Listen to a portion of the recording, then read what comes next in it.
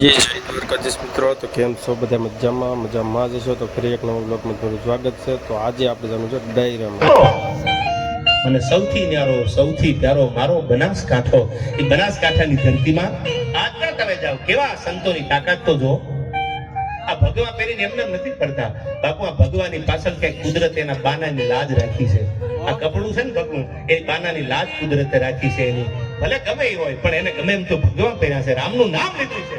આવો જેના મોઢામાં કરે બાપુ રામ રામ રામ રામ ખાતું આવે. અને બાપુએ ધોરણ ધખાયું, રોકાણા 1 દી 2 દી 3 દી 5 દી, એટલે બધાય વાંધો પડ્યો. કારણ કે રાધનપુરમાં તે દી નવાબી શાસન હતું. પાલનપુર, રાધનપુર આ બધા નવાબી શાસન હતા. અને એ કાળમાં વાંધો પડ્યો અને કોઈ કીધું કે આયા અમને તકલીફ પડે છે, આ કયો ભગવા પહેર્યા છે, એટલું અપમાન નથી કરતા. પણ આ બાપુને કયો ભગવા કાઢીને સત્રે બાજમાને ગાયથી આ રાધનપુર મૂકીને નીકળી જાય. એટલે કેવા વાળા કીધું, એટલે બાપુએ કીધું કે આજ તો હું આજે નો મૂકું રાધનપુર, કાલે નું મૂકું. થાય કરી આવે છે ને એના બાનાની માનસરો બાપુ લાજ રાખે છે.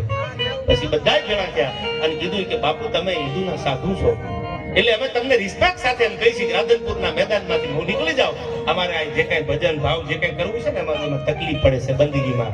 એટલે બાપુએ કીધું નહીં જવાયથી. એટલે કોઈ કીધું કે એકવાર નવાબને તો કહી દો, નવાબ કેમ માની જાય તો ભલે, બાકી આપણે આપણી રીતે, સાધુ સાધુની રીતે. એટલે નવાબને કહેવામાં આવ્યું કે કોઈ હિન્દુના સાધુ છે અને જ્યાં આપણી મસ્જિદ છે એના ગ્રાઉન્ડમાં બાપુ મેદાનમાં બેઠા છે, જવાની ના પાડે છે. એમ જવાનું ના પાડે છે કે તમે સમજાવ્યા તો સમજાવ્યા. બાપુ એમ કહે છે હું નહીં જવાયથી. એ કે હિન્દુના સાધુ છે એટલે આપણા માટે તો સાધુ ફકીર બરાબર હોય, પણ એને પ્રેમથી સમજાવો. અને જો ન સમજે તો એને રાધનપુરની સલ્તનતનું પાણી દેખાડો, તાકાત દેખાડો. એને કયો અહીંથી નીકળી જાય. એટલે આવ્યા રાજના માણસો કરે બાપુ પુરાવાવાળી વાત તમને કરું. અને આવીને કીધું કે બાપુ છેલ્લી વાર તમને કીધું કે રાધનપુર માંથી નીકળી જાવ તમે. પણ બાવલીઓ 1 નો 2 નો થાય. કોના બાપની તાકાત છે કે વિચારને બદલાવી કે માનસરો બાપુ એને તો ભરોસો હતો ભગવાન ઉપર, હેલો નહીં ત્યાંથી.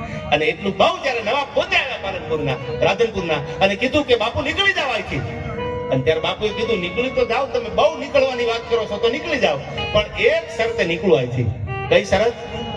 કે હું એક પથ્થર ઉપાડીને તમારા મેદાનમાં મેલું, એ પથ્થરને આખો કરી દો તો અટાણે હું વયો જાઉં. એટલે કીધું ભાઈ બાપુ ઉપાડીને કેવડો પથ્થર ઉપાડે? બાપુ તમે કયો એવડો પથ્થર મૂકવાની છૂટી, પણ તમે મેદાન મૂકી દો. અને સાહેબ બાવલીઓ ભગવાદારી સાધુડાએ માનસરો બાપુ પથ્થર ઉપાડ્યો, 2-5 કિલોનો કદાચ માંડે છે પથ્થર.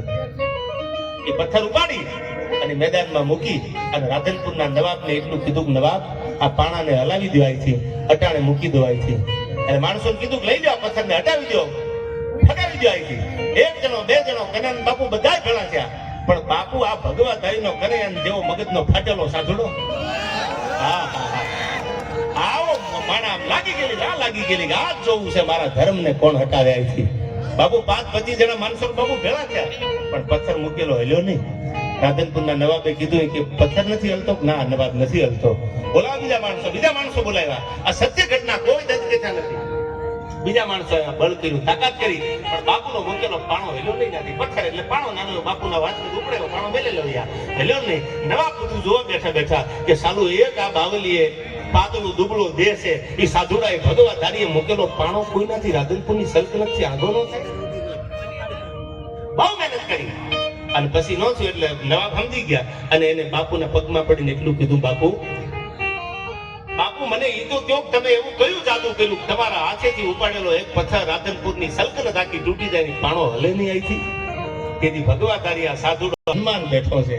બાપુ હનુમાન બેહાડવા વાળો આજે હનુમાનની રાધનપુરમાં છે. હજી હમણાં જ મેં કાર્યક્રમ કર્યો, અમારા રાધનપુરના એમએલએ હતા લવિંગજી, તમે જોયા છે બધા યુટ્યુબના માધ્યમથી. અને એ આજે હનુમાન બિરાજે છે. બાપુ એ હનુમાન બેહારવા વાળા બીજા કોઈ નહીં, પ્રેમદાસ બાપુ ગોદડિયા પોતે હતા. આ સનાતન ધર્મની તાકાત છે કે આ ભગવાન લુગડાની તાકાત છે, એને કોઈ હટાવી ન શકે. આજ પણ જાઓ, આજ પણ હોકારા દિવસે જેના હોમાઈ ગયેલા હાડ, જેના હાડ હોમાઈ ગયા હોય ઈ પાછા આવે. હજી આપણે માંગડા વાળા જ વાતો કરીશું. શું કામ? પવિત્ર પ્રેમ હતો જેને મળ્યા પછી આવીને પદ્માન મળ્યા છે. આવા પ્રેમ કર્યા છે, આના દાખલા હજી દેવાય છે. આવા સાધુડા હતા. આજ એક પછી એક સંતોની તમે વાતો કરો. આવા આજ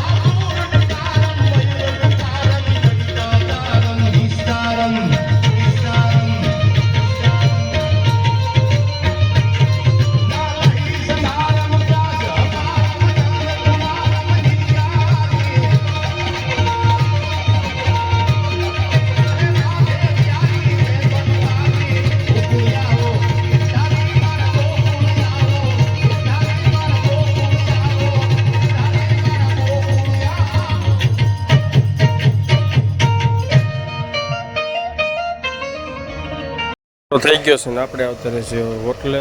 તો આજનો દિવસ કંઈક આવી રીતે ગયો. વિડીયો ગમ્યો હોય તો લાઈક કરજો, નવા હોય તો સબસ્ક્રાઈબ કરજો. તો મળીએ આપણે બીજા બ્લોગમાં. તો જય માતાજી, જય દ્વારકાધીશ.